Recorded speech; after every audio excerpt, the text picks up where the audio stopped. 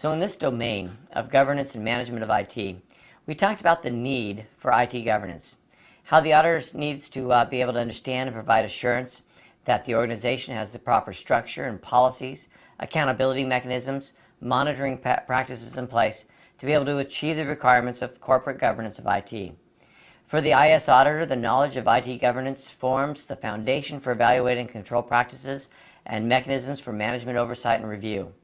We looked at a lot of different tasks to talk about ways to evaluate how effective IT governance is, its structure, its decisions, to understand its structures with human resources and management, to understand the strategy, including the IT direction and the processes that I went through, to be able to evaluate the policy standards and procedures and the processes for the development, the approval of those, the implementation, the maintenance, monitoring.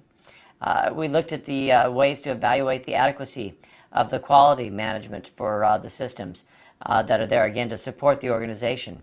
We talked about the IT management and monitoring of controls for compliance with the with the organization's policies, standards, and procedures.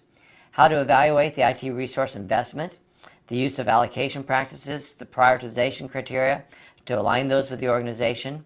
Talked about contracting strategies, what we called sourcing strategies. We talked about the policies, contract management practices. We looked at risk management practices to make sure that the organization's IT risks are properly managed, that we understand what controls are there and how we can mitigate those risks. We looked at monitoring and assuring that practices are there to determine whether the board and executive management are getting timely and sufficient information about the performance of IT. We even talked about the organization's business continuity plans to make sure that they have in that organization the ability to continue essential business operations during any type of IT disruption.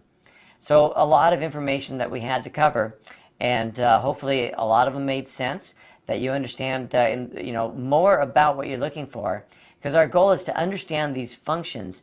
So as we're doing the audits, we know what to look for, we know what questions to ask, we know what documentation we need to review, and that we can do a good and thorough job at providing auditing for IT governance.